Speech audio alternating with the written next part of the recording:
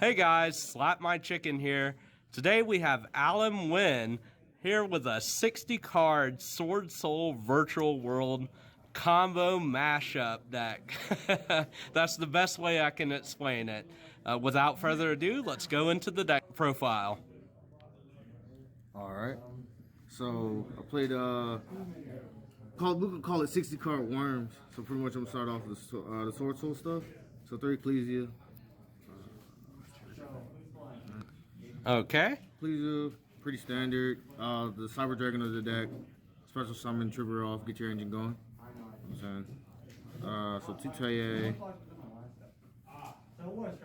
3 Moyi, and 3 Lung. Pretty much, these are your street guys with the Swordsoul. So Foolish Burial, a draw 1, and you burn for 12. This allows you to get into the 10s. These are your 8s. Okay, so I do have a question for this. I know you're playing 60 cards. Why did you choose to only play 2 of these and not 3? Because Taye is like opening hand. It's just harder to turn them on live because you need setup for the grave. Gotcha. So it's more of a brick than the other Sword Souls? Yes. Because the other one you just long you reveal from hand, and then more you also reveal from. Well, the other one's discard from hand. Right. And onto that is the Tinyis. So 2 a shooter, first shooter, and just 2 of each, pretty much. 2 of each. Yep. Okay. Shooter he very came up yesterday, but shooter came clutch yesterday. I just spot removal, forcing out my opponent's negations, and just this being a level 1 tuner. Sometimes you just special summon the 2 of these and get your synchro play started.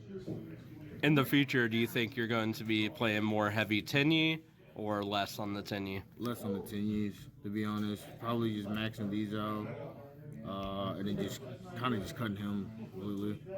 Because it's just due to the other stuff I play in the deck as well. Gotcha. And up next is the Virtual World stuff I played. So play the 1/2/2 MVP all day. She puts in a lot of work. She ties the whole deck together, being a worm, being a Virtual World name. And then along with her is the 2 Nguyen. And then pretty much your standard Virtual World stuff. So it'll be, your 3 Lao, your 3 GG, your 3 Lili, and then the 3 Lulu. Okay. So what made you decide to combine the strategies of Swordsoul Tinny and Virtual World? How did they work together? The worm typing. It was really the driving point of the whole thing. Okay. 2/2, discard any worm or psychic allows it to be a name on board. So you can discard Tinyis to set up your grave.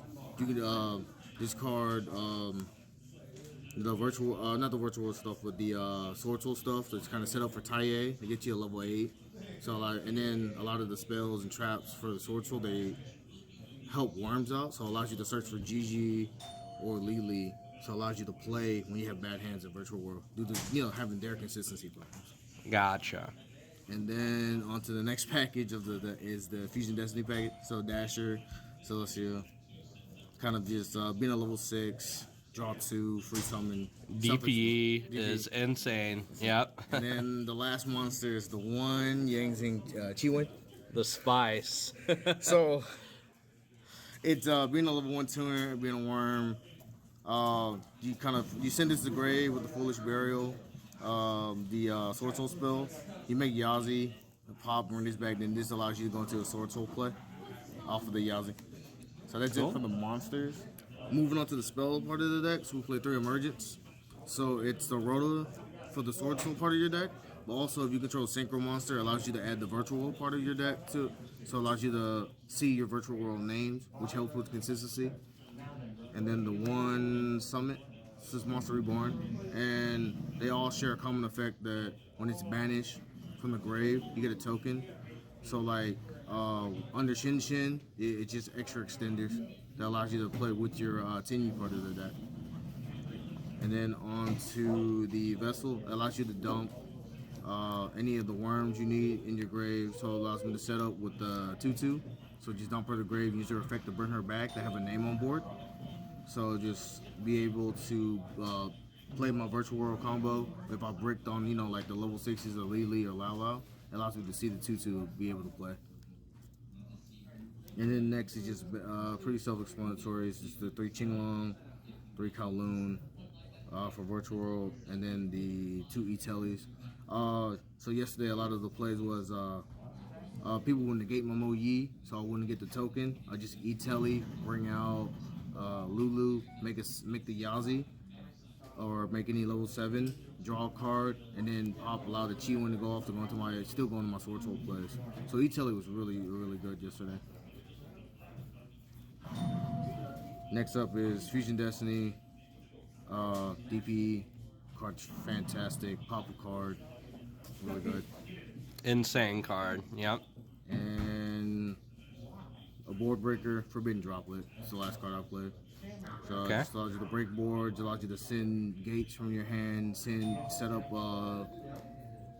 your virtual world stuff engraved when you need it. Well, discarding the gates, discarding the trap cards, discarding the Chi-Win that I play, set them up engraved. Card's really fantastic. And onto the traps. The 1 Blackout, the 2 Chuche, and then the 1 Jiangwu. Pretty standard for Virtual World, and then the Blackout just under Disruption. Cool. All right, that's it for the main deck. Now moving on to the extra deck. Extra deck. So the extra deck, I play the 1 Dzolkin.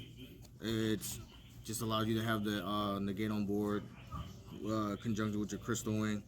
So that's for the 10s. I play the 1 Baroness, the 1 Sovereign.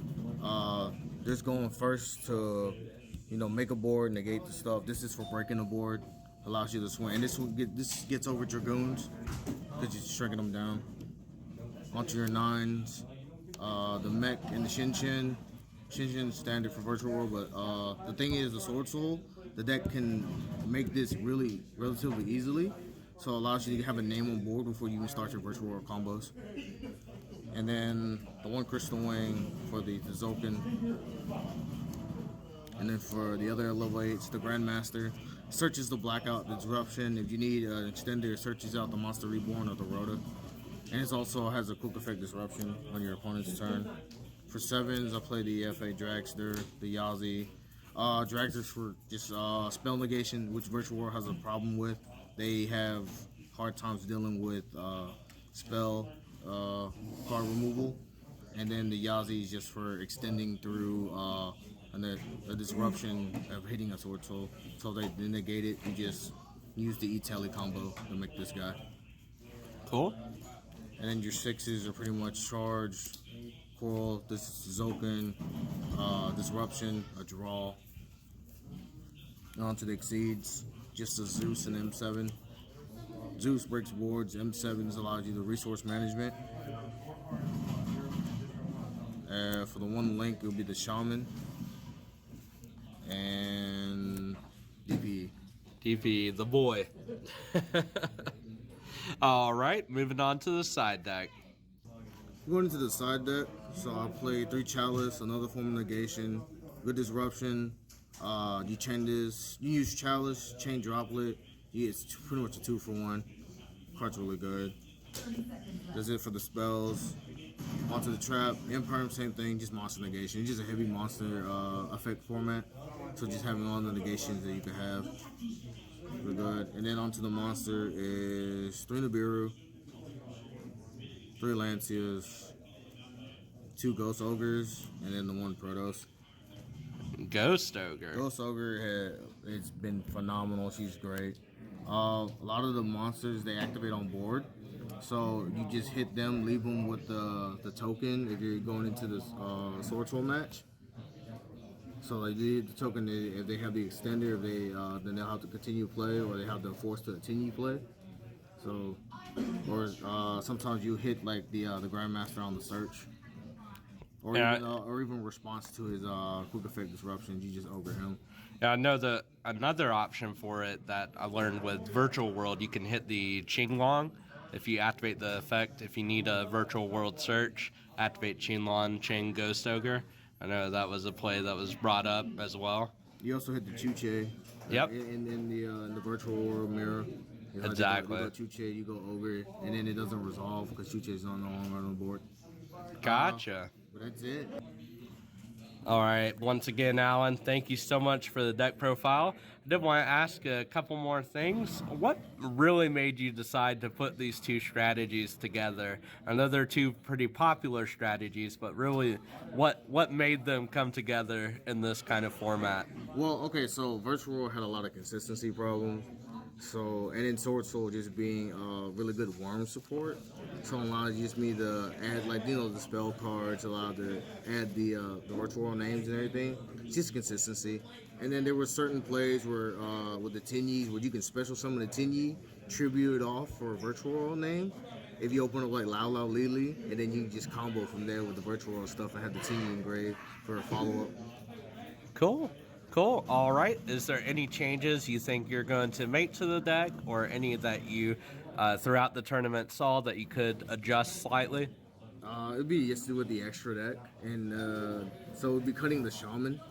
Okay. She never came up in my matchups. This should be a Boxia, because Okay. there was so many lines of players where the Boxia would have come up, and for the main deck, it'd be cutting the Ashuras, the Light Tingy.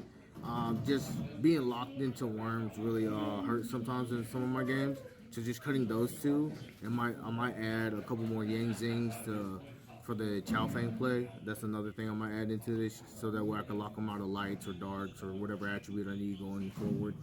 So like putting like a BN or a Jiaotu, lock them out of darks or earth or etc.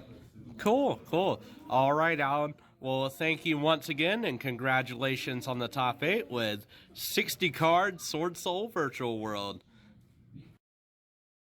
Hey guys, Slap My Chicken here. Hope you all enjoyed this wonderful deck profile by my friend Alan Nguyen. If you would like to see more content like this, please like if you liked it, comment, and subscribe. See you in the next one.